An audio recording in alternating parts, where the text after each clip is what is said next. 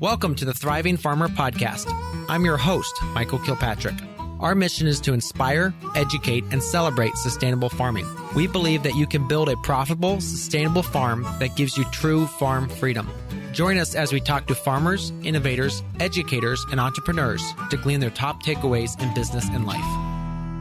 Hey, Thriving Farmers, Michael Kilpatrick here with another episode of the Thriving Farmer Podcast. And today my guest is Nick Carter, who's the co-founder and CEO of Market Wagon, a marketplace that connects food consumers directly with local farmers and artisans. Nick started his first business at the age of 16. In the 2 decades since then, he has founded or co-founded over half a dozen companies in the technology and food sectors. He's a fourth-generation Indiana farmer, passionate about using innovation to reconnect agri and culture. Nick is also the author of More Than a Mile, What America Needs from Local Food. Welcome to the podcast, Nick. Thanks for having me, Michael. So talk to us a little bit about growing up on a farm. Well, fish doesn't know he's wet, right? Yes. So it was just normal to me. I was a free range kid. We had 80 acres at home. My mom got real good at yelling so loud that I could hear her from the back part of the place. If I needed to come up for dinner. And it was incredible. And it wasn't until I was raising my own kids in a suburb that I realized that they're not having the same experience that I had. And everybody looked at me funny when I would just walk out my front door and scream at the top of my lungs and wonder where they were wandering through the neighborhood. Yes. Yeah. So you grew up on it, and I'm assuming, was that a regular corn and bean farm in Indiana, or? Well, it's interesting. When I was a kid, when I was born, it was corn, beans, wheat, spelt, barley, alfalfa, beef, dairy, pork, farrow to finish, of course. Yeah. And ducks of all things. And by wow. the time I graduated high school, it was corn and beans. Gotcha. All right. And so what prompted that aspect of going from a massive diversity to literally 2 crops? Well, consolidation's been going throughout most of the U.S. food supply, and it's kind of decimated family farms like ours. For us, it started, I think, with the concentration of pork. So I remember tearing down the huts that we had in our open feedlot, building a confinement finishing barn. By the time I was in middle school, junior high age, the farrow to finish had kind of fallen out of vogue, and we just started buying feeders. And then eventually we weren't even buying them. We were a contract grower. And then in 97, the bottom fell out of the whole pork industry and we were done. And you lost your shirt. That's right. I'm assuming, because those houses are not cheap. Yeah. Yep. So after you grew up, I'm assuming college, what was the next step for you after that? Yeah, it's amazing. I never really thought farming was going to be in my future at all. And, spoiler alert, I farm today. But for 15 years, I had left the farm. I went off to Ball State, small state college here in Indiana. And I thought I was going to be an architect. That turned out to be wrong. I ended up getting into business and became a software engineer and a startup founder. Started my own companies and really enjoyed it. I did have fun doing that, but it's not what I was passionate about. It didn't make me feel like I had done anything important. Yeah, because I looked at your LinkedIn and you have a fair number of businesses listed under your name. I think that you did also like a co-packing at one point business. That's correct. So, the short version is I had built this software company called Address 2, and had spent years designing it in such a way that I could leave it or I could sell it, build a business that you work on, not in, that whole thing. And then one day, abruptly, my wife went into preterm labor with our twins, and they, after a long weekend, they came about 7 weeks premature. And oh, wow. They're okay now, but it was a touch and go for a while and scary time. And I had the fortunate ability to just stay home for a year and help. Having twins is tough. Yeah. Worked part-time, and that's when I realized I don't really enjoy this company. And it doesn't need me. And so what do I really want to be when I grow up? Yeah. And I started a small little food distributorship, and then ended up building a co-packing manufacturing plant that we were selling locally produced foods into grocery stores. Okay. So with that, that gave you expertise in, I'm sure, GAP and FSMA and all the different rules and regulations around food, Yeah. and just sourcing and understanding what farmers are interested in, what farmers need, and all that sort of thing as well. Yeah, we learned the regulatory environment for sure. That was a big part of it, and what's going on in the retail channel. And by the end of it, to be honest, we figured out why grocery stores didn't want us there. Yes. Yeah. And what would you feel like that is? Why don't grocery stores want us there? Well, they're working on a shrinking island, and they can't figure out how to add more dirt to it. So they just keep accepting shrinking margins. And so efficiency is all they can grapple for, and they're just trying to cost cut anywhere that they can in the grocery industry. And consolidation, vertical integration, those are things that have worked for a long, long time. So what that means at the back door of a grocery store is it means they want one truck and they want to write one check. They don't want a new local vendor that's got a diverse product. And so diversifying your offerings, having multiple local vendors thriving inside your grocery store, that just doesn't fit their playbook anymore. That's interesting you say that. And we are actually experiencing that thing here just in Ohio. There's a local grocery chain, which, loves to talk about, we love local. And I have reached out multiple times and even gone in with samples, and I would not even get a call back to say, hey, we're not interested at this time. It's just silence. It's just too inefficient for them to do business with you as an independent producer. Yeah. Even though there are 3 stores. Yeah. And what we did find is they love to have us on an end cap. They wanted to be able to say, well, look at this local product we have. But at the end of the day, they didn't actually care if our product sold. They just wanted our products to bring people through the doors. And then they would sell them whatever else they've got on the shelf. So they would love it. Yeah, they would love if your product was sold to distributor. So again, it was one truck, one check. Correct. Yep. But then that means that you actually get a smaller margin because you have to give that truck a percentage. That's true. And if we can even get them, because the distributors, it's going all the way up the chain. Everybody wants to consolidate. The distributors would roll their eyes. The grocery store would say, well, we could buy from you if you can get distribution through this major distributor. And then we call the distributor and they go, we don't want to slot this and deal with one pallet at a time. And no, wow, it's a high barrier to entry to get into that. All right. So you pivoted. I did. So talk to us about the early stage of Market Wagon, because you're not a very old company. About 5 years old. Okay. We realized that in order to provide local food producers access to the marketplace, we had to get to the consumer without assuming that the grocery store had the stranglehold on that relationship with the consumer. So we use the internet and e-commerce. It was a little new at the time. COVID kind of made it normal, right? Everybody's figured it out by now. But you can directly go from the producer to the consumer through the internet. And that was what we created with called an online farmers market. And we figured out real fast we needed to be able to provide the delivery and logistics piece as well. That's really the tough part, is getting it delivered, because end consumers are expecting that. They're not going to come pick it up. So we provided logistics service, last mile, and have been scaling both the technology and the logistics platform nationwide. All right. So let's talk about at the beginning there. You started in Indianapolis, if I remember correctly. Yeah, we did. And how many vendors did you have right at the beginning? We had 12 vendors and 27 products the first week we transacted. Okay. And there were, I think, maybe a dozen or so customers that ordered. And that's how we got off the ground. Okay. Today, 1,700 vendors. 1,700, yes. And in full disclosure, we are one of those vendors. I do want people to be clear on that we do use your service here, your Southwest Ohio hub, and are very happy with moving product through there. So I'm glad you do. Thank you.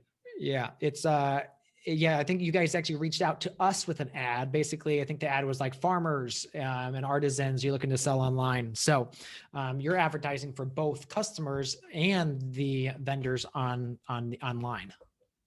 That's right. So let's talk about what along the way, what has been the challenges with scaling this system?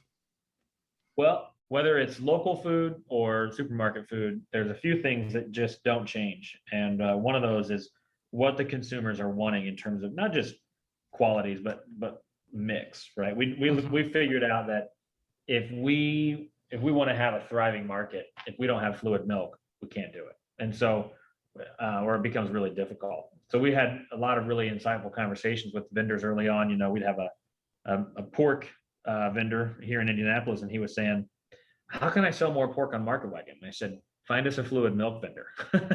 Trust me, if you want to sell more of your product, the whole marketplace has to be robust and attractive. It's not just about your commodity that you grow, but it's the marketplace and what we refer to here as the mix. All the different products in a good, balanced, robust mix. And that's one thing that we didn't know going into it, and we had to kind of learn on the fly. So milk's important. Now, you also have a wide variety of like baked goods and prepared foods. How important are those to the mix? Very important. I mean, the people think of farmers markets and they immediately think of produce. Yes. But produce is only about a quarter of what we sell. There's a lot of made foods. There's meat, dairy, eggs, and then there's a lot of made foods. And the uniqueness of what you can get made by local artisans there in your area really adds to not just the fun experience of the market, but the relationship. That's something that's key to us. We want people to know who made their food, whether it was lettuce or a T-bone steak or baked the bread. It's really important to the whole fabric of our food supply that we have relationships and transparency in there. So how do you define local food? Well, we have 3 dimensions.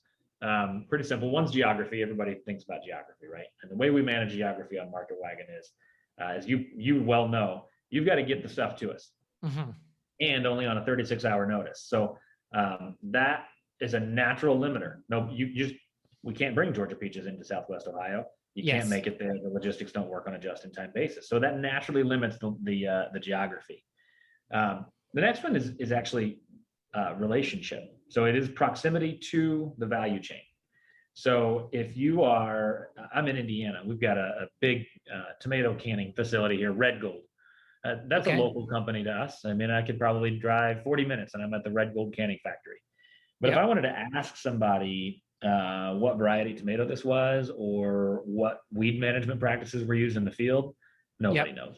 Nobody knows. There's no relationship between me and somebody who actually produced the food. So that proximity of relationship, meaning on our platform, you got to be able to talk to somebody who actually knows what's going on, and that represents a certain scale of farming. And then the third one is just it's a little bit more nebulous, but in some way, that scale allows you to use practices that are not scalable to the industrial scale, right? So whether it's cover cropping, or whether it's pasture cropping, whether it's regenerative agriculture, mulching instead of tillage, spraying and tillage, exactly. Yeah. Now, how do you ensure that the vendors bringing the products on are, growing those products, or, making sure that they're, not just buying that in and then reselling it? Yeah. Well, most 99% of that's relationship again. The fact is, you're down there in Southwest Ohio. Jeremy is in there every day. He knows you.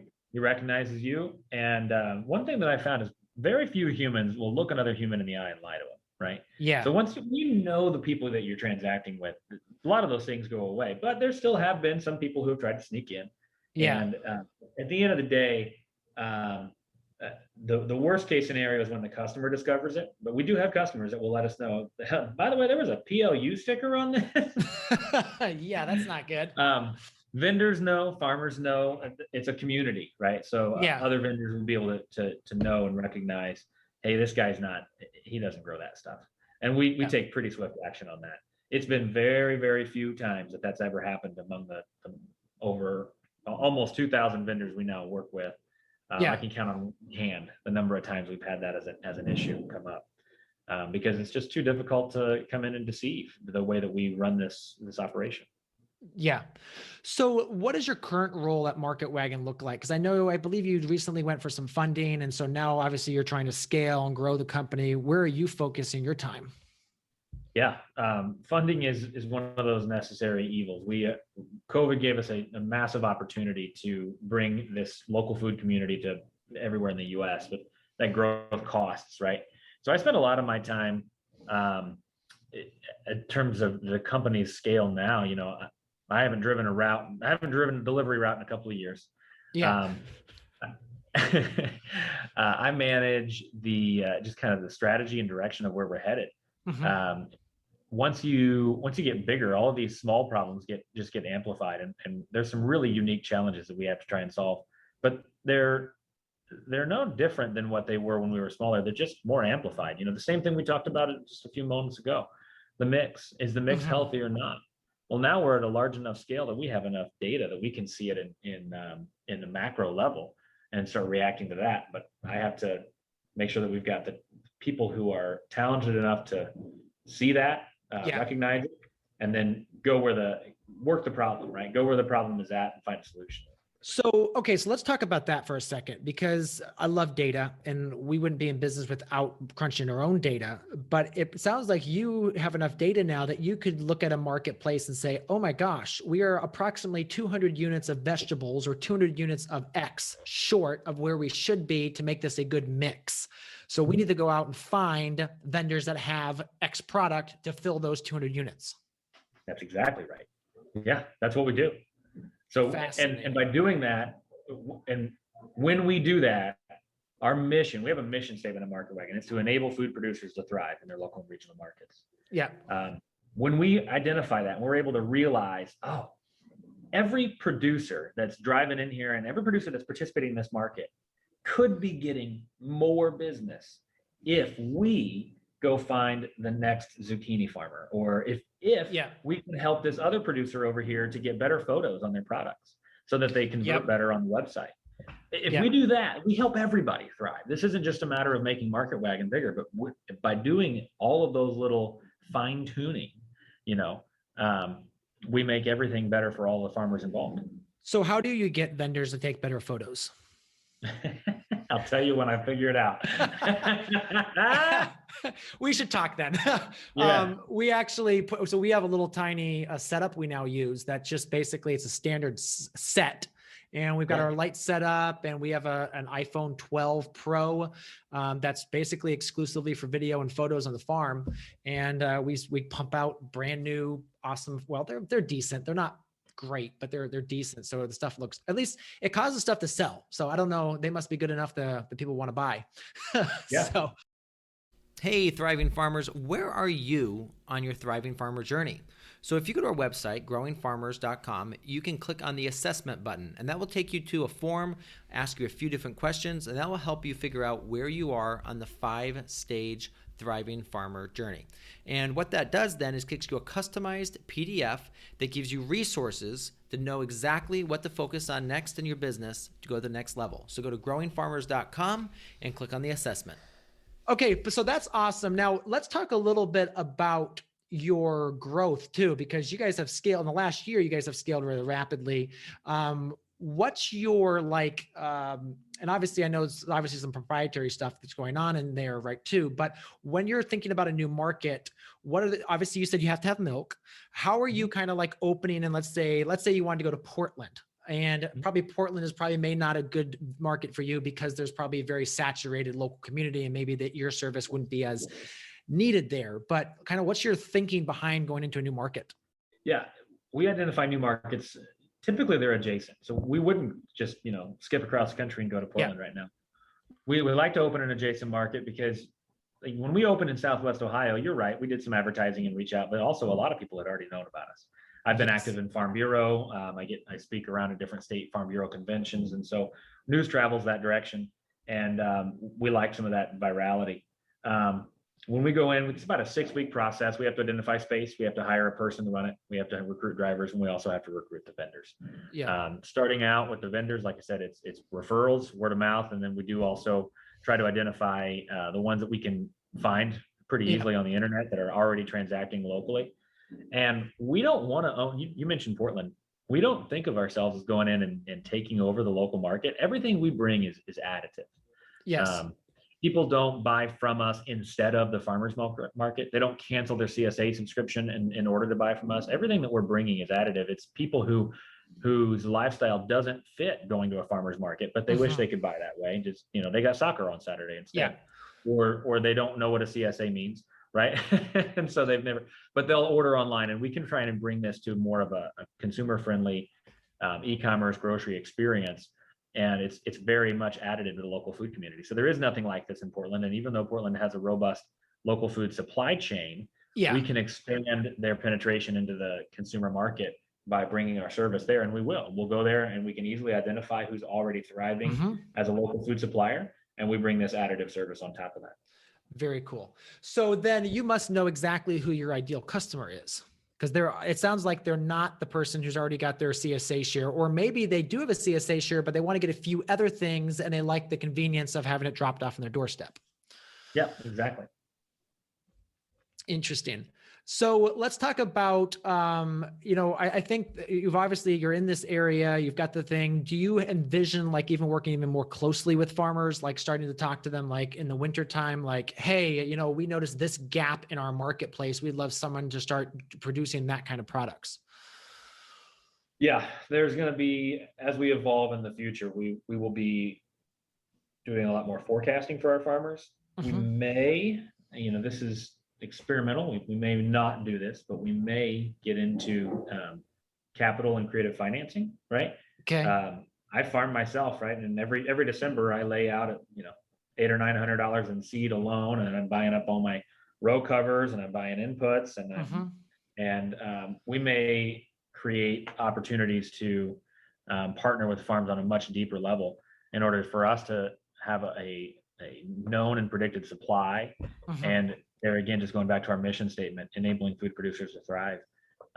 Access to capital oftentimes is a big need for growing farms. Yeah, absolutely. Very cool. So let's talk about the next steps for you guys as you kind of grow. Are you thinking that you'll start moving into, like every single city in the nation? Is that kind of the end goal? Are you thinking about, other countries, or are you focused more on the US right now? We're focused on the U.S. right now, and yeah, we want to be in pretty much. We have a plan to reach about 80% of the U.S. population. There's still a few houses in Montana that are going to be tough for us to reach. But the U.S. is where we are focused right now. We haven't looked internationally, and the reason why the U.S. is such a focus is because the U.S. has a uniquely broken food system, and that is just demanding a solution like Market Wagon. Absolutely, yeah. Absolutely. In your book, More Than a Mile, you state that the choice to farm should never be for anyone in America a foregone negative conclusion. Let's talk about that. And what led you to add that author's note at the beginning of your book? I really feel like, are you a first generation farmer? Well, that's interesting. It skipped a generation. My grandfather farmed in Maine. His parents farmed. And so then he became a minister. And then my parents had no idea about farming, which made some very hilarious startup stories for my brother and myself. So yes, I would say I'm a first generation, skipped a few. Yeah. I mean, very, very rarely do you talk to a graduating senior and say, what do you want to do? And they say, I'm going to go farm. It just, it's not in the guidance counselor's playbook. This is not in the career counselor's index anywhere, because the way that we created farming as an enterprise over the last several decades, vertically integrating and consolidating it, the access or the capital required to start a new farm is just doesn't exist. Now, what you're doing and what I've done, where I've taken our family and we have a 3.5 acre farm. Well, at the time I wrote that book, and especially in the decades leading up to it, that wasn't a farm. That was a garden, Yeah. That was a hobby. Yeah. The homestead hustle. Right.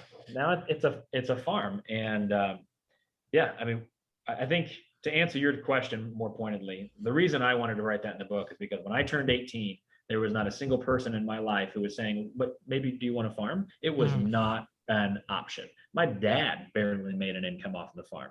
He had taken an off-farm part-time job, and by the time I graduated high school, he was working night shift, full-time off-farm job just to Wow. be able to pay the bills. That's not something that I can then decide to go and do as my career. So it was a Yeah. foregone conclusion. You are not farming. Yeah. Get the catalog of college degrees and figure out what you're going to go be when you grow up. Farming's not going to be it. And I think that's a travesty. Yeah. Basically, we get the town job so we can afford the privilege of farming, which, as you said, is a travesty. Exactly. Yeah. Yeah. So, and then how does Market Wagon solve that? Because it gives the farmer an easy way to sell their products. It gives them an easy way to sell their products. It gives the opportunity to enter the market at that embryonic stage. You talk to a local grocery store and maybe you've gotten to the scale where you could make an attractive order for them if they wanted to buy locally from you. But a lot of people, when you first start, you've got, you don't know what you're doing. And if you don't know what you're doing, you shouldn't put 1,000 hens out. You should put 100 out. You should figure this out. Yeah. So you're making what? 10 dozen a day. Yeah. Yep. You need to be able to enter the market, transact, create commerce, and build traction at an embryonic stage. And that's what Market Wagon does. Yeah. And the beautiful thing with the limits and all of that, it allows you to put up, I've got 6 boxes of this, put it up there, and then pull it down if, something goes wrong. And I mean, you guys have some awesome back end systems. Like the other week we were short on radishes, and there's a really cool feature that allows me to go in and say, hey, I don't have these 6 bunches of radishes, and then go say, hey, maybe this other vendor can fill them. And it sends them an information email and they can fill it. So it's you got some great systems in there, which make it, again, try to make it really easy for the farmers to get on there and start producing and make sure that everyone's happy at the end of the day. That's right. Yeah. Thank you. Yeah. So let's talk about your advice for a new farmer that, maybe they've seen your advertising. Maybe they're like, well, I'm not so sure. What would you say to them if they're thinking of maybe trying out Market Wagon? The beauty of it, try it. There's absolutely no reason not to try it. We don't charge a booth fee. We don't have a long-term contract. So we make it really easy. If you're questioning as to whether or not this is a marketplace for you, or this is a place where you're going to enjoy selling, sell for 1 week and go away if you don't love it. You will love it. Yeah.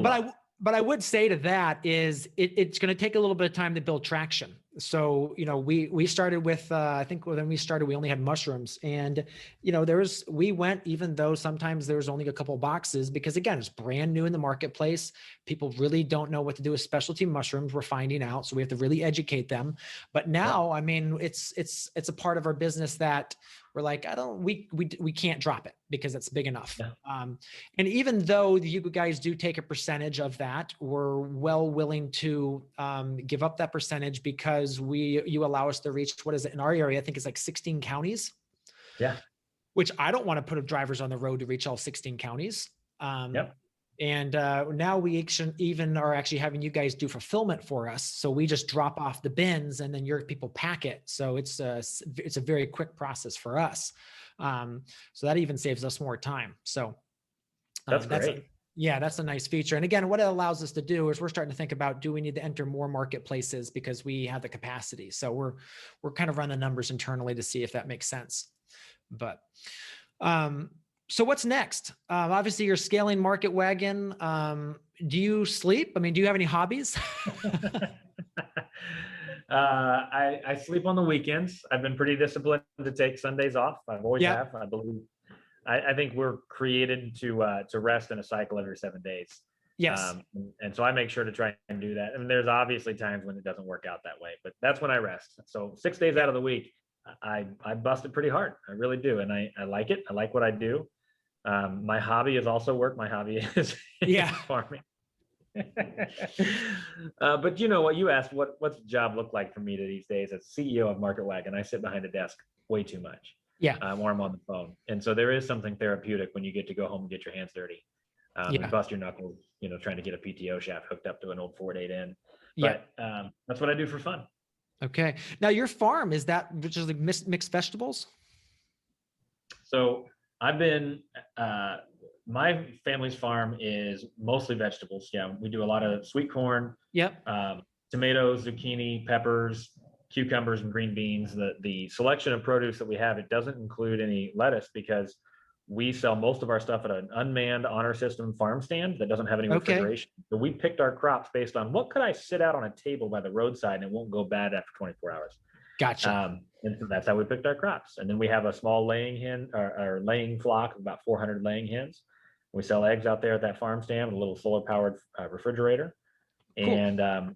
And then I'm working with my dad to actually completely rejuvenate our old generational family farm to grass-fed pork and beef. Oh, very cool. It's very cool. Yeah, and I'm assuming you'll sell those products through Market Wagon? We sell through Market Wagon as well as the customers that we get our own little farm stand. We got a little sign that says, by the way, we've got beef and pork. It's just not here at the Honor System Farm Stand. Yeah. They can buy it on our website. Yeah, absolutely. Well, Nick, it's been a pleasure interviewing you today, finding more about Market Wagon, and check them out. And if they aren't in your area, you can obviously reach out and say, we'd love to have you come our way. And any final thoughts that you'd love to share with the audience?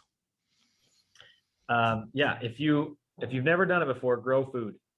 Anybody who ever, is kind of local food sounds interesting. Try to grow anything edible. And I don't care if you're in an apartment, do it in a pot on your balcony, and you will find out how hard it is. Yes. And then you will appreciate where your food comes from. And people who think that they can just, drive up and swipe a credit card and food magically happens, man, you've got to have an appreciation for where this comes from. So try and grow it yourself at any scale, and you'll understand what you and I are talking about. Yes, it's interesting. We actually, so we set up here on the farm Fridays and Saturdays, and we had a Escalade show up on Saturday morning, and they got out and they looked at our beans and they didn't like the price, and they got back in their car and left. Well, so again, we didn't have a ton of beans, so we sold out within the next couple hours. And mid-afternoon, they showed back up and they got out of her car, and she's like, "Man, your beans look different than they did before." And I was like, "Oh, sorry, no, we're out of beans. These are our peas. We had sugar snap peas." And then she looked at those, she got back in her car and left. So what it sounds like, and again, they didn't share too much, sounds like they drove around, found out that no one else had beans, or the price of beans other places was even more than ours, and tried to come back and buy ours. But it's just interesting,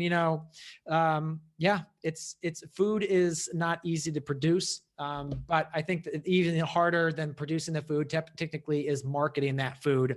And so you bringing that last mile is opportunity for folks is great. So again, thanks, Nick, for your time. And I'm sure we'll catch up in the next couple of years. Yeah. Thanks for having me, Michael.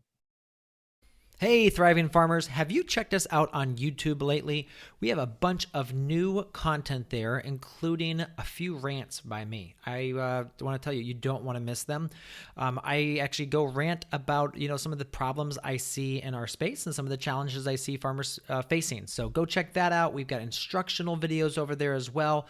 Talk about setting up our new farm here in Ohio and all the steps we're going to do that, as well as just tutorials and tips on best practices for all sorts of things on the farm. So go ahead, check over at Growing Farmers on YouTube and see the new content we put together for you.